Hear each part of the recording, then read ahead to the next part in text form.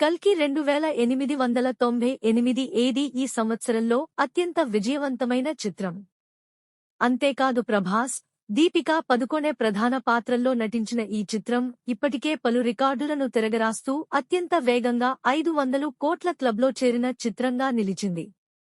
అమితాబ్ బచ్చన్, కమల్ హాసన్ కూడా నటించిన కల్కి 2898 ఏది భారతదేశంలో 529.25 కోట్లు, ప్రపంచవ్యాప్తంగా 859.7 కోట్లు సంపాదించింది. 600 కోట్ల బడ్జెట్తో రూపొందిన ఈ సినిమా కేవలం 8 రోజుల్లోనే వసూళ్లు రాబట్టింది. ఇప్పుడు ఈ చిత్రం అనేక బాక్సాఫీస్ రికార్డులను సృష్టించి బద్దలు కొట్టాలని లక్ష్యంగా పెట్టుకుంది.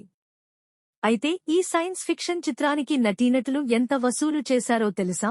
ప్రభాస్, డార్లింగ్ నటుడు ప్రభాస్ సాలార్, కల్కితో బ్యాక్ టు బ్యాక్ హిట్స్ ఇచ్చాడు.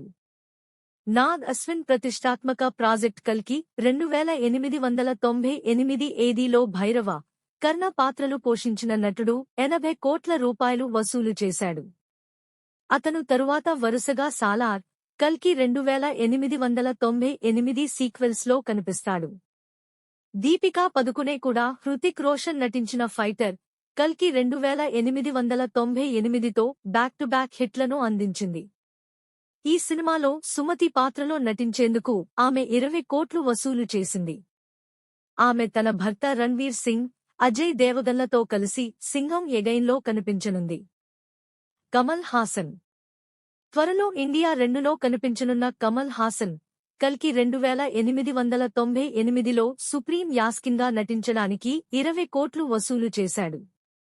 అయితే నటుడి ప్రధాన భాగం తదుపరి భాగంలో ఉంటుంది. అమితాబ్ బచ్చన్, 2898 ఏది నాటి కల్కి అత్యంత ప్రియమైన పాత్ర.